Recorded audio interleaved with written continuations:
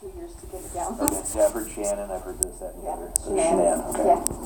So I understand you and Shannan are pretty good friends. Is that I mean, yeah, correct? we hang out a lot. We have kids the same age. Okay. I met her because her mom started working for me when I was running a whole bunch of salons and decided to change professions, so now I'm here. But that's not important. All right. So how long have you known? How long have you known Shannan? 3 to 4 years, I would say. It was when Bella was little, and then she was pregnant with Cece, and Cece just turned 3, so. Okay. So Bella is the older one, right? Bella's 4. Bella's 4. And then is it Celeste? It's Celeste, and she goes by Cece, yeah. Or they call her Cece. Right. It's Celeste. She's 3? Yeah, she just turned 3 in July. Okay. Okay. And, okay. That's into, you guys have kids that are close in age? Yeah, my youngest is Madison. She's 2 and will be 3 in October, so we go to their house, or they always ask, when's Madison coming over? If I go by myself and they're there, so. Okay. So since you've known Shannan for about 3 to 4 years, when did you meet Chris? The same time I met Shannan, I actually got invited by her mom, Sandy, over for Cece's first birthday party. Okay. I mean, I talked to her in passing, but to actually say I got to know her and stuff like that, I met her before, but not where we developed a friendship. So, Cece's first birthday party around then, I went over and I met the whole family and spent some time with them. So, and ever since then, because we have the same kids in age, and she got me doing Thrive with her. So. Okay.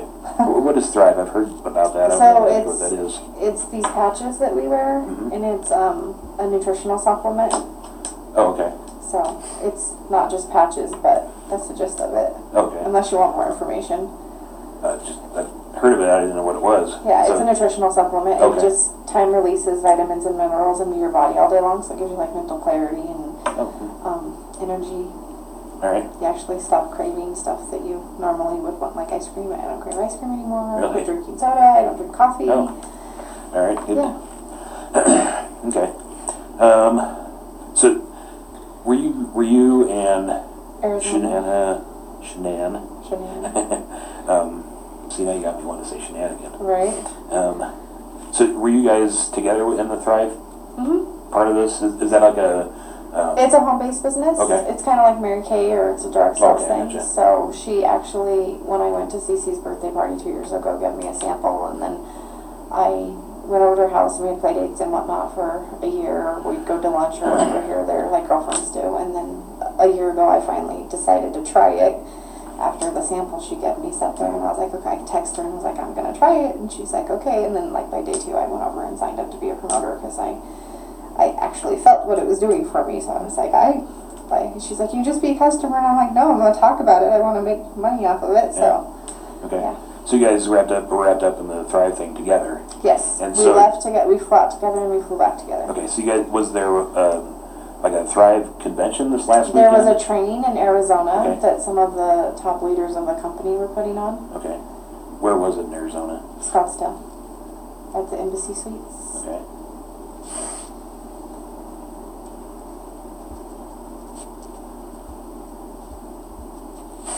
And so you guys went there. When did you guys go? I left here at 4 o'clock on Friday morning. So it was Thursday night.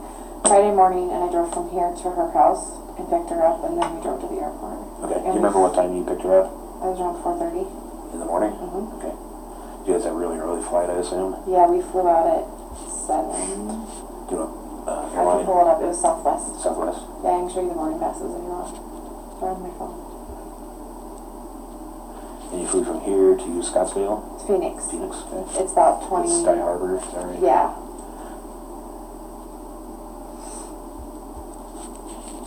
Okay, so you picked her up on, that was Thursday. You said? So what day was it? Thursday the 9th, is that right? Well, it was Friday morning, so it would have been the 10th.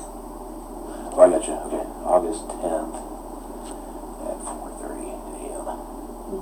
Okay.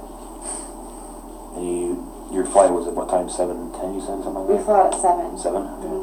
So we got to the airport right around 5 o'clock. Sure. Okay. So you picked her up from her house. Is that the one on 2825? Yeah, what's her address? 2825. 2825. It just escaped me. Give me a second. Saratoga. Oh, there you go.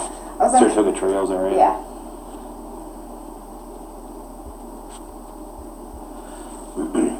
Okay. And did you go inside? Nope. Did you Because just the wait kids out were front? sleeping. She Okay. said, just text me when you get here. She was actually waiting on the front porch. Oh, she was? Okay. Yeah. So you didn't see any of the kids? You didn't see Mm-hmm. Chris? No. She was just on the front porch Yeah. with a bag, suitcase? She had a carry-on suitcase in her purse. Okay. You remember what color her carry-on was? It's black. It's in the house sitting right by the stairs. Is it? Okay. I haven't been in there. So carry-on. It was wheels? sitting there, yeah. Okay. Like your regular carry-on? Yeah, I think it's like a, I don't know, it's black and has some patent leather on it. Okay. It was sitting in the, well, because I've been in the house in the last 2 days, it was sitting right by the stairs Okay. when we went in yesterday. Okay, so you pick her up 4:30 at her house. She's got the carry-on and her purse. Mm-hmm. What kind of purse does she have? It was a Dolce & Gabbana, like beige colored. It's in Beige. the house too. Okay. I found it in her office when we went through the house. So it was in the office? Yeah, it was in her office, like right inside the door. I don't know how I walked past it as many times as I did because when we went in, I was concerned about Shannan.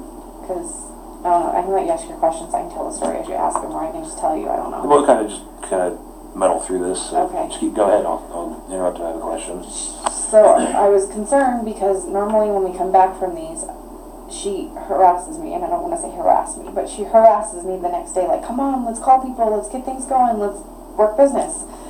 And she didn't call it, or she didn't text that morning. Like, usually I have a text message between 6:30 and 7:30 from her if she wants to do business or wants to get together or whatever. And I had signed up a new promoter over the weekend, so we had plans to go to lunch with her at 1:30. And I woke up at like 7:45 that morning, and I didn't hear anything from her. I thought it was odd, but I knew we were both tired, so I rolled over and went back to sleep. And then I woke up, and I still hadn't heard anything from her, so I texted her. Like I said, I can show you the text. Yeah. I should just skim through them. She's usually on the top.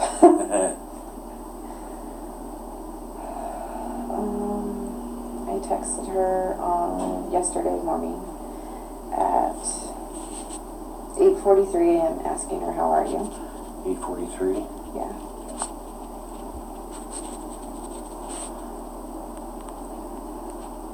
And then I texted again at 8:55 and said, just wanted to see if you were okay. I know you're hurting a lot last night. I hope you're okay. She's 15 weeks pregnant, and she was having a lot of migraines over the weekend. And she she was tired. She wasn't eating because of what was going. Like, we were pushing food on her and water because she was dehydrated and not eating like she normally does. And I presumed it had to do with what was going on with Chris. So. All right, hang on, let me catch up with you real quick. Yeah, you're fine. Okay. Okay, so migraines. Let me make a few notes so we can come back. Yeah.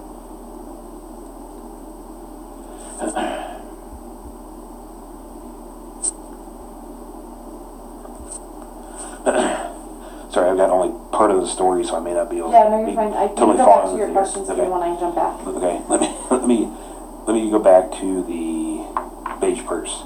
Okay. So that was the beige purse that she took with her on the trip, and it was in the office. Yes. Where you found it. Okay. Yes.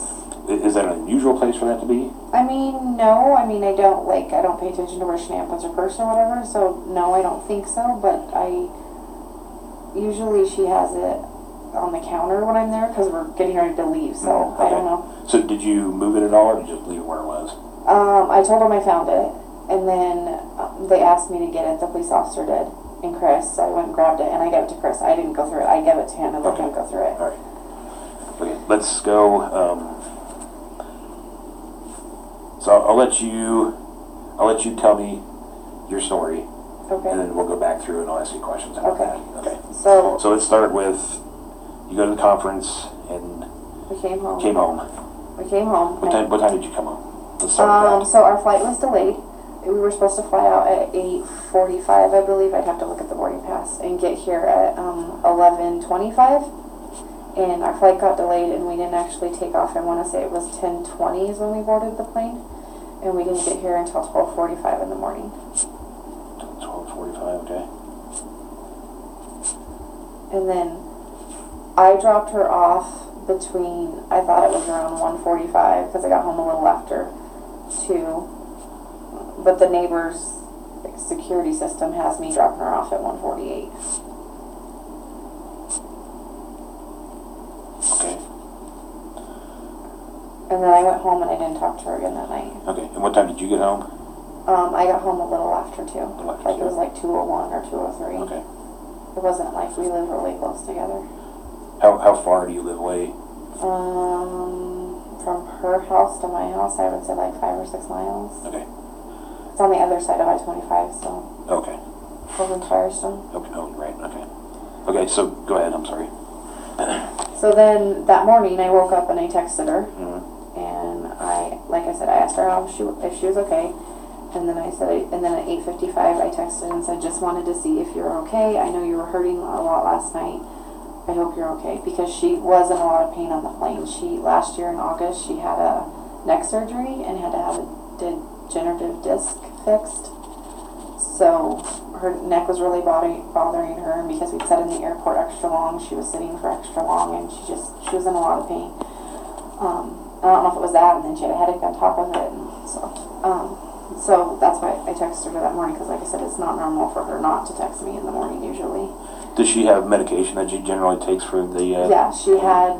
I don't know what it is, but she did have migraine medicine with her, and then she also had anti-nausea medicine with her that she was taking over the weekend. Okay. And they Do migraines make her sick? Yeah. Like nauseated? Yeah. Okay. Well, no, she's pregnant too, so I don't know if she's taking the anti-nausea for the migraine or There for is the that, pregnancy. yeah, right. So, yeah.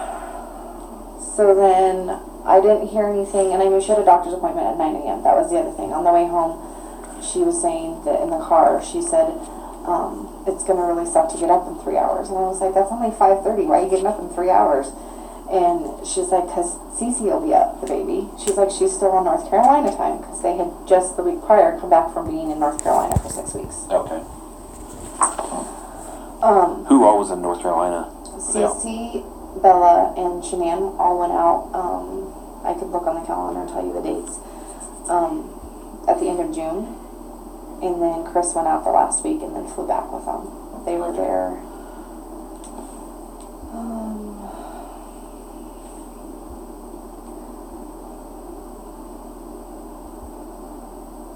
Let's see. We came back from San Diego on the 25th. So she flew out on the 26th of June, and then they came back.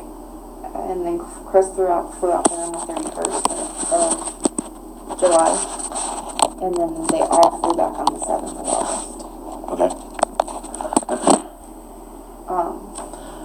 So, the doctor's appointment, was that prenatal? Yeah, it was a prenatal appointment. Okay. And, so I texted her and said how her appointment went, asked her how her appointment went. Might do it again.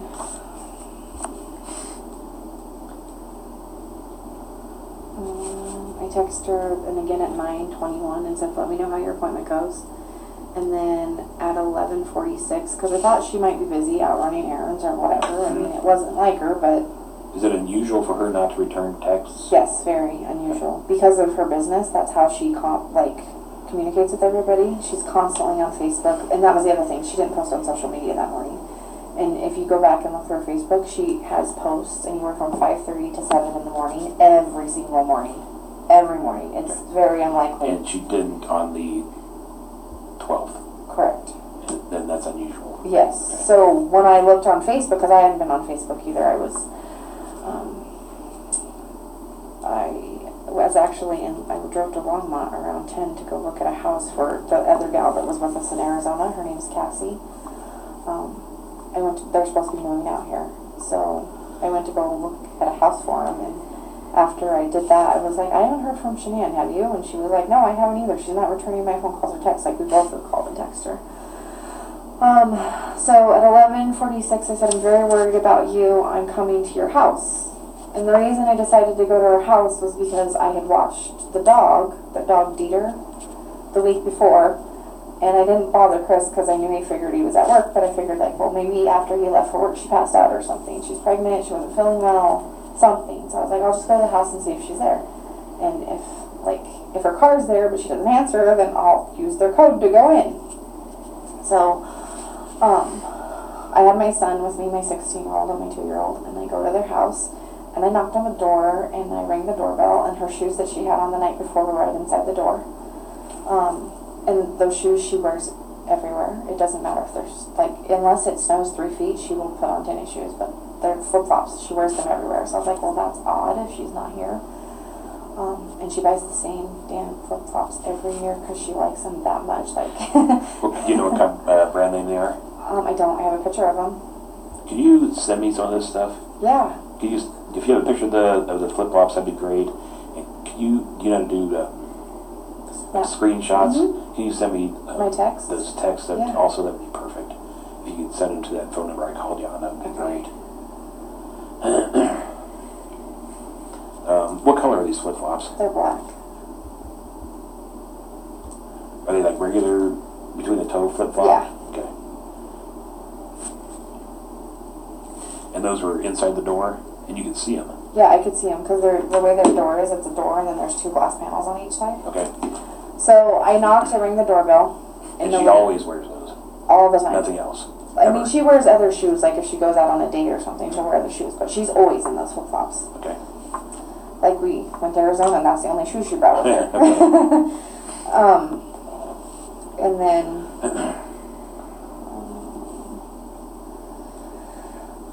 so she didn't answer. I knocked. She rang the doorbell. She didn't answer. And then I tried the code. I didn't even think to look for the car yet, but I tried the code. And then when I went to open the door, they have one of those locks like you have in a hotel room up top. Oh yeah. So that was thing that flip over. That was flipped. So I couldn't get in, but I mean, you could stick your arm in, but you couldn't get in. Right. So I was like, okay. So you have the code for the door? I do have the code for the door. Okay. But I couldn't get in. Okay. So then I was like, why would they flip this lock? The only time I know of them flipping that lock is when Cece, their 3-year-old, tries to escape. Or, I mean, I don't know if they flip it at night because I'm never there when they go to bed, but the only time I've seen them use it is when they're on the inside of the house. Mm-hmm. To keep Cece from going outside, because she's at that age where she can open the door and she escapes. So the lock was flipped, and I was like, I yelled through the door, nobody answered me, and then I told Nicholas, my son, I was like, because the garage panels where you can see in, it was too high for me. I'm like, come look and see for cars in the garage, and he couldn't. So then I backed my car up and pulled it up closer to the garage, and he stood on my hood to look and see, and their car was in the garage, and I'm like, why would, like, in the back door, they have a sliding glass door, too, that you can see from the front door, and they have one of those things that comes down. That was locked, too. Yeah. That was locked, too, and I'm like, and the dog was put up, and I don't know if they cage him all the time, but as far as I know, they only do it when they leave the house, so I don't know. And then, I don't remember at what point, I mean, I could look at my phone, but I did call Chris and said, I was like, Chris, I'm worried about Shannan. She's not at home, or I said her car's here, but she's not at home, and, do you know where she's at? Like, it's not, I haven't heard from her this morning. He then told me that she did not take the girls to daycare and they were going on a play date. And then I turned around and I was like, well, if they went on a play date, why doesn't she have her car? And then he proceeded to tell me, he's like, I don't know what Shannan's told you or hasn't told you, or if you know any of this, but he's like, and I'm not trying to bring you into her personal stuff, but me and Shannan are separating and we're going to sell the house. And at which point I said, Chris, your personal stuff is none of my business. That's not my concern right now. Either your wife and you will work things out or you won't. But where is your wife? Because she doesn't, like, she goes everywhere in that car. She paid for by the company. Like, it was just odd to me that the car was there. Does she have any other mode of transportation? No, that's her only vehicle. Okay. The only other vehicle they have is his work truck, and he's not allowed to drive anybody in it but him. Okay.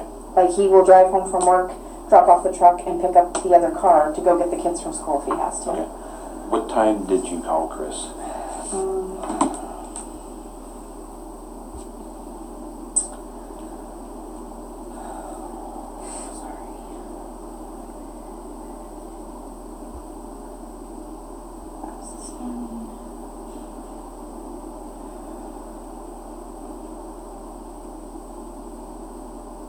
I called him at 12:27. And I called him twice. He didn't answer, and then I called again. Okay. And that, I mean, we had that conversation. And that's when he said that they were she going was on a play date. date. And I was like, okay, but like, if they're on a play date, how'd you get them there? Because they're both in car seats. Right. He's like, well, a friend must have picked them up or something. He's like, I don't know. He's like, I'm busy and I'm at work. He's like, and because I was messing with the door, I set off the alarm system. So they called him at work. And he's like, are you messing with the door? I said, yeah, I tried to get in your house because I'm worried about your wife. And he was like, he's like, she's on a play date. And I can't I'm at work. He's like, I'll try and contact her. And he hung up. So then I went and locked the front door, and my son was messing with the garage door, and I told him to stop it, and he set the alarm off again. And then Chris called again and said, are you still at my house? And I told him no, because we were leaving, but